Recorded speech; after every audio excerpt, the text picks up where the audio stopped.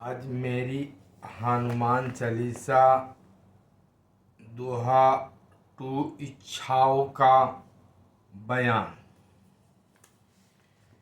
ये बजरंगबली का है। बुद्धिहीन तनु जानिकेतन पवन कुमार बल बुद्धि विद्या देहु करहु कलेश विकार। बजरंगबली का कहना है कि बुद्धि नहीं होते हुए भी हम हनुमान जी को याद किया। जानते हो कि मुझे बुद्धि की कमी है। मैं वायुदेव के पुत्र हनुमान को याद करता हूँ। निश्चय ही मुझे शक्ति बुद्धि शिक्षा प्रदान करेंगे, सारी समस्याओं को दूर करेंगे। जय श्री राम, जय श्री राम। संकल्प से प्रयोजन का उद्देश्य बताया जाता है। किसी भी हिंदू अनुष्ठान की शुरुआत संकल्प से होती है। संकल्प मतलब निश्चितता से होती है। हम यह जानकारी देते हैं कि हम कौन हैं और हम जो कर रहे हैं वह क्यों कर रहे हैं। यह अच्छा संकल्प है कि हम वायुदेव पवन के पुत्र कुमार हनुमान का आवाहन कर रहे हैं ताकि हमें वह मिल सके जो हम चाहते हैं, लेकिन जो हमारे पास नहीं है, और उनसे मुक्ति मिले जो हम नहीं चाहते हैं लेकिन हमारे पास है। इस तरह इच्छा का बीज इस आशा के साथ कि वह फल फूलेगा बोया जाता है। शायद कभी कभी चाहता है कि हनुमान उनकी देखभाल ही करें, जैसे हनुमान जी देखभाल उनके दिव्य पिता वासुदेव ने की थी। इसलिए उन्होंने हनुमान को अपने पिता के नाम से संबोधित किया। अपनी पहचान हम कम बुद्धि वाले बुद्धिहीन के रूप में करते हैं। बोल चाल की भाषा में जिनमें अक्ल न हो उसे बुद्धू, और जिसके पास हो उसे यह बुद्धिमान पूर्णतया जागृत बुद्ध कहा जाता है।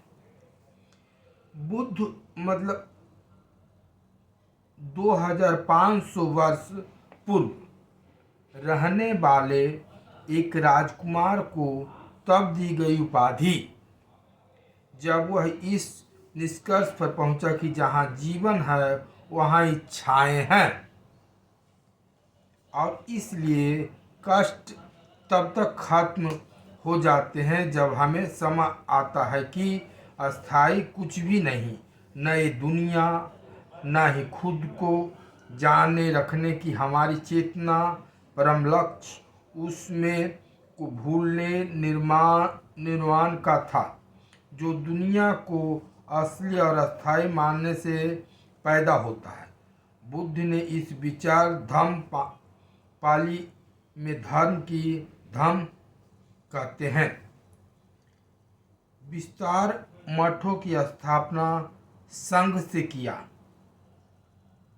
इसमें अलग हिंदू धर्म जीवन प्रधान इच्छा काम दुनिया को बनाने वाली ताकत के रूप में देखी जाती है,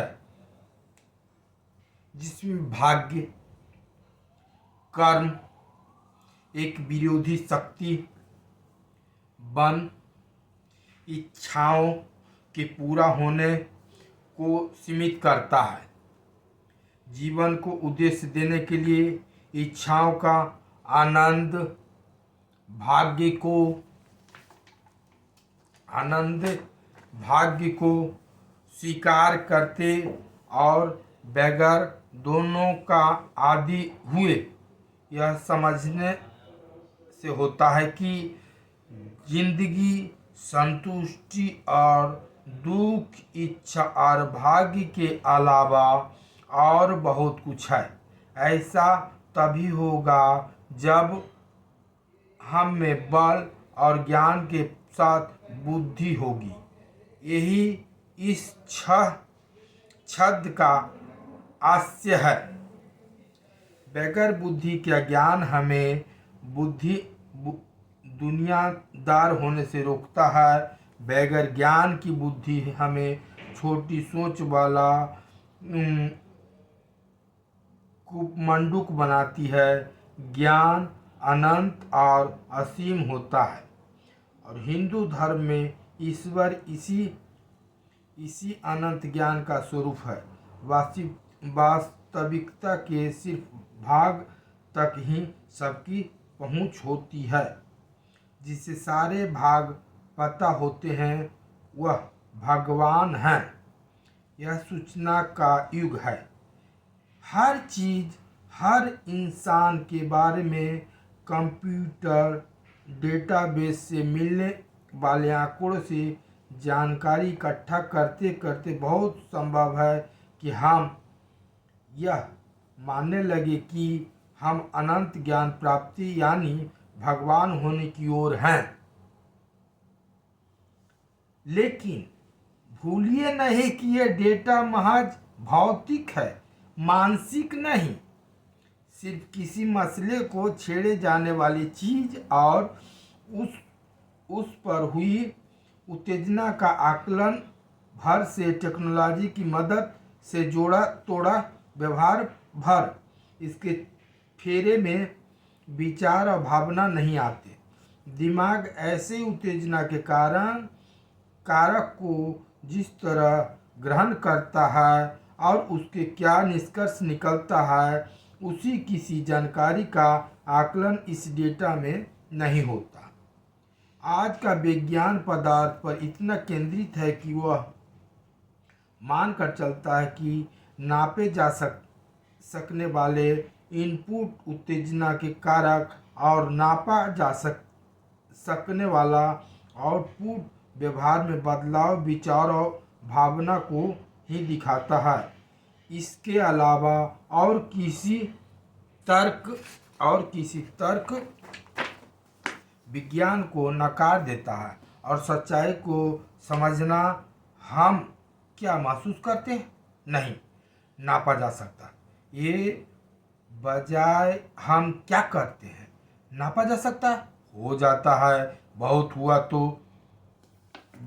हुआ तो किए गए को भावना का सूचक मान लिया जाता है। हद हुई तो किए गए प्रासंगिक, जबकि भावना को किसी महत्व का नहीं समझा जाता है। बुद्धिलिपि या भावात्मक गुण की बात करते समय पश्चिम दिमाग की सारी समझ को व्यवहार के नाप तौल के निकालता है। वैज्ञानिक इसलिए मानक मंत्रों से सीमित है। आधुनिक विमर्श की यह पहचान है और यह पारंपरिक भारतीय ज्ञान को विमर्श से बाहर करती है, जहाँ नाप तौल को निश्चितता के भ्रम माया की स्थापना के रूप में देखा जाता है। गिनतियों, आंकड़ों हासिल और सूचकांकों गणित से जुनूनी लगाव उस इच्छा को दर्शाता है जो किसी इंसान के व्यवहार का नियंत्रण, संचालन और फेरबदल करना चाहती है। नियंत्रण हिंदू धर्म में भय की ओर संकेत देता है। बुद्धिमान नियंत्रण की इच्छा रखता है। ताकतवर इंसान नियंत्रण की कमी से निपटना जानता है और पढ़ा लिखा समझदार जानता है कि नियंत्रण बेकार की चीज़ है। इसलिए हम हनुमान से बल के साथ साथ ज्ञान और बुद्धि होने को मांगते हैं। हम हनुमान से अपनी समस्याओं को दूर किए जाने की प्रार्थना भी करते हैं। समस्याओं जो हमारे दिमाग को परेशान करती है, कलेश और समस्याओं जो हमारे शरीर को परेशान करती है। विकार साधारण भाषा में क्लेश का अर्थ किसी भी तरह की दिक्कत होता है, लेकिन संस्कृत में क्लेश वासना, गुस्सा, क्रोध, अभिमान, मद, जुनून, राग, शत्रुता, द्वेष, इच्छा, जैसी समस्याओं की उस मानसिकता जड़ को बताया है जो हमारे या हमारे आसपास के लोगों के अंदर होती है। ध्यान दें कि हम हनुमान से जो भी मांग रहे हैं वो दिमाग और शरीर से जुड़ा हुआ है। हम चाहते हैं कि वो हमें बल विद्या बुद्धि दे। हम उनसे सौभाग्य या सफलता नहीं मांग रहे। हमें पता है कि एक स्वस्थ दिमाग से हमेशा जिंदगी की तमाम मुश्किलों को पार कर सकते हैं, खुशी पाई जा सकती है। हम इस दोहे से अपना परिचय देते हुए गुरु और प्रभु की प्रति श्रद्धा अर्पण करते हैं। अपनी इच्छा बताने के बाद अब हम चालीसा को मुख्य हिस्से में जाते हैं। जय श्री राम। अगर आपको ये मेरा हनुमान चालीसा पढ़ा हुआ अच्छा लगा हो तो आप लोग ज़्यादा से ज़्यादा सपोर्ट करें। धन्यवाद। जय श्री राम, जय हनुमान।